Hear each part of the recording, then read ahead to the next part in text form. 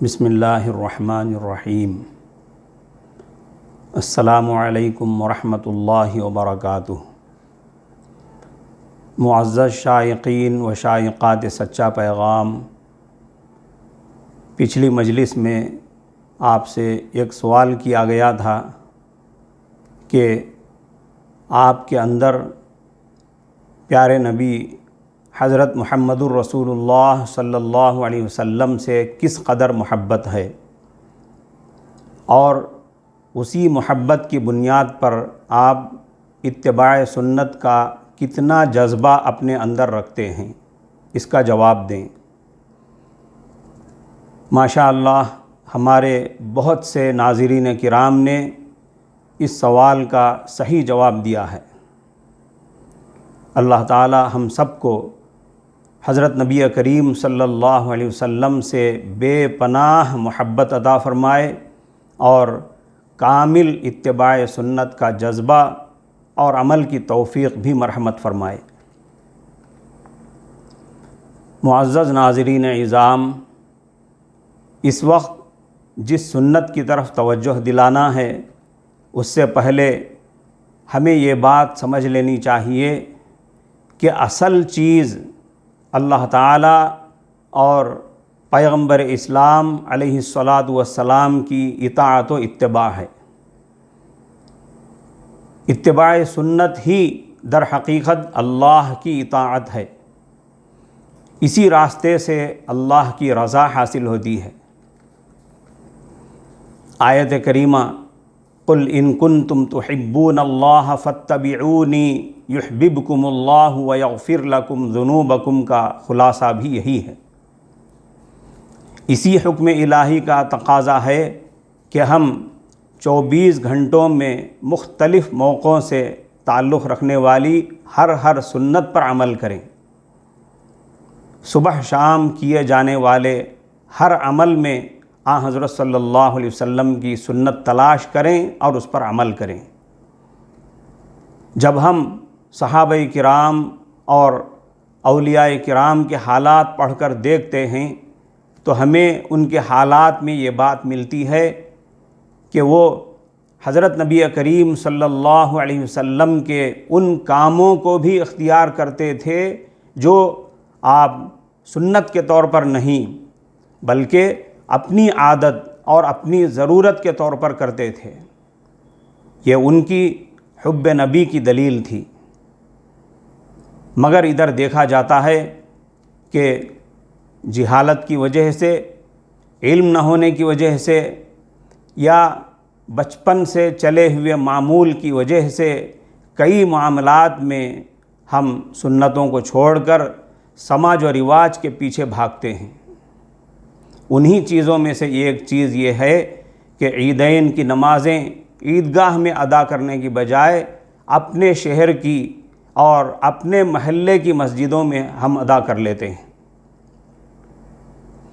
کیا ہم نے کبھی سوچا کہ آخر عیدگاہ کیا چیز ہوتی ہے؟ عیدگاہ کا نام کیوں آیا، کہاں سے آیا؟ ایگزیبیشن یا ایئرپورٹ کیا ہوتا ہے یہ تو ہمارے بچے کو معلوم ہے، مگر عیدگاہ کیا ہوتا ہے اور عیدگاہ میں کیا ہوتا ہے، اب ہمارے بچے بڑے بھی بھولتے جا رہے ہیں۔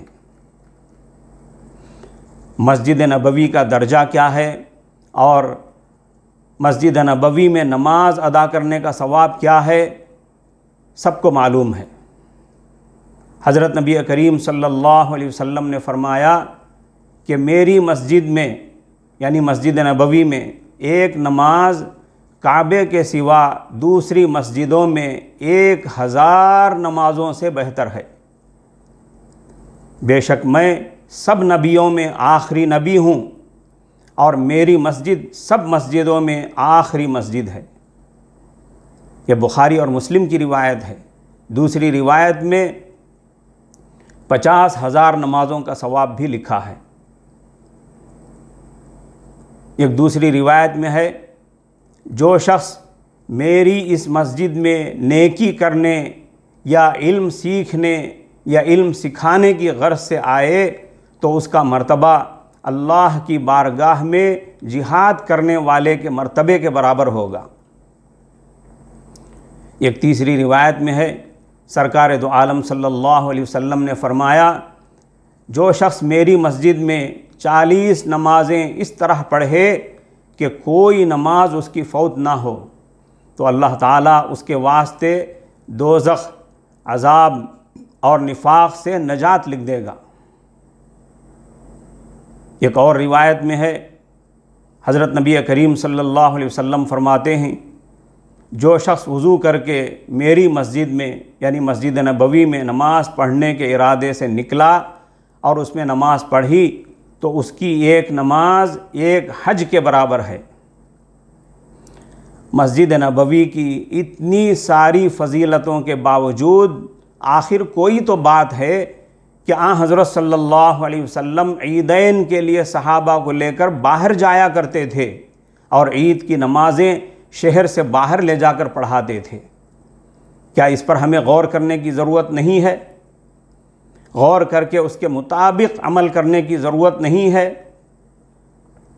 پورے سال میں صرف 2 بار، وہ بھی ایک لمبے وقفے کے بعد، لمبے گیپ کے بعد، عید کے دن، خوشیوں کے دن صبح سویرے غسل کر کے تیار ہونا اور باہر جانا کون سا مشکل کام ہے؟ یہ بہت ہی آسان کام ہے اور مزیدار بھی۔ ذرا تصور کیجئے کتنا لطف آئے گا جب ہم صبح صبح اٹھ کے نہا دھو کے اچھے کپڑے پہن کر خوشبو لگا کر خوشی خوشی اپنے ساتھیوں کے ساتھ تکبیر پڑھتے ہوئے شہر سے باہر جا رہے ہوں گے اور کھلے میدان میں عید کی نماز ادا کر رہے ہوں گے، اور پھر نماز کے بعد کھلے مقام میں بیٹھ کر بیان سن رہے ہوں گے، پھر سویرے سویرے نماز عید سے فارغ ہو کر ٹھنڈی ٹھنڈی دھوپ میں سر چلتی ہوا کے ماحول میں تکبیر پڑھتے ہوئے شہر کو واپس ہو رہے ہوں گے۔ یہ ایمانی اور روحانی منظر دیکھنے سے تعلق رکھتا ہے۔ یہ سب ایک اضافی چیز ہے، زائد چیز ہے۔ جو اصل چیز ہے غور کرنے کی وہ یہ ہے کہ کیا جس کو حضرت نبی کریم صلی اللہ علیہ وسلم نے اہمیت دی ہے اور جس عمل پر آپ نے زور دیا ہے اس کو بھی ہم آسانی سے نظر انداز کرتے چلے جائیں؟ کیا یہ ہمارے عاشق رسول ہونے کی دلیل ہے؟ کبھی کبھار عمل کی جانے والی سنت کو بھی نظر انداز کر کے ہم سنی کہلانے کے لائق ہیں؟ آخر کیا بات تھی کہ حضرت صلی اللہ علیہ وسلم عیدین کے لیے صحابہ کو لے کر باہر جایا کرتے تھے اور عید کی نمازیں شہر سے باہر لے جا کر پڑھاتے تھے؟ اس کا راز یا اس کا مقصد و مصلحت یہ ہے کہ گاہے ماہے ایک کھلے میدان میں جہاں سب کی نظریں پڑتی ہوں، جہاں ہر ایک گزرتا ہو اور دیکھتا ہو، کافر مشرک اور غیر مسلم قومیں سب دیکھ سکتے ہوں، ایسے بڑے میدان میں بڑی تعداد میں مسلمان جمع ہوں، مسلمانوں کا ایک بڑا مجمع ایک امام کے پیچھے نماز ادا کرتا ہوا، ایک خطیب کا بیان سنتا ہوا نظر آئے، ایک آدمی کی بات سنتا مانتا ہوا نظر آئے۔ یہ اس کا راز ہے، یہ اس کی مصلحت اور حکمت ہے۔ ایسا ہونے لگے اور مسلسل ہونے لگے تو اس سے مسلمانوں کی شان و شوکت اور ان کا دبدبہ نظر آئے گا، ان کا اتحاد نظر آئے گا، جس کا دوسروں پر بڑا اچھا اثر پڑے گا اور بڑا فائدہ ہوگا۔ بتائیے کیا یہ اچھی بات نہیں ہے؟ خاص طور پر ان دنوں میں یہ چیز ہمارے لیے بہت ضروری ہے۔ اب جن لوگوں کو اپنے ہی محلے میں یا شہر کی کسی مسجد میں عید کی نمازیں پڑھنے کی عادت ہو گئی ہے، ان کو تو یہ ساری باتیں بوجھ معلوم ہو سکتی ہیں۔ وہ یہ کہہ سکتے ہیں کہ کیا آج بھی مکہ مدینے میں ایسا ہی ہو رہا ہے؟ مکہ مدینے میں لوگ مسجدوں میں ہی عید کی نمازیں ادا کر لیتے ہیں، عید کی نماز کے لیے پورے شہر کے لوگ باہر کہاں جا سکتے ہیں؟ اتنا بڑا عیدگاہ کہاں ہے؟ عیدگاہ جانا سنت ہی تو ہے، فرض واجب تو نہیں۔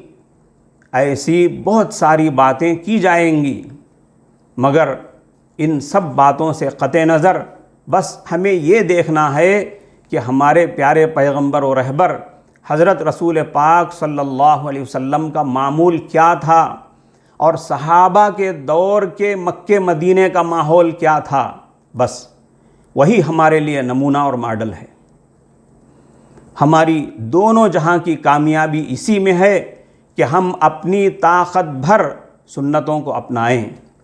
حضرت عبداللہ بن مسعود رضی اللہ عنہ فرماتے ہیں، لو ترکتم سنت نبیکم لضللتم، اگر تم اپنے نبی کی سنت کو چھوڑ دو گے تو گمراہ ہو جاؤ گے۔ ایک اور حدیث ہے جو بڑی مشہور حدیث ہے، من رغب عن سنتی فلیس منی۔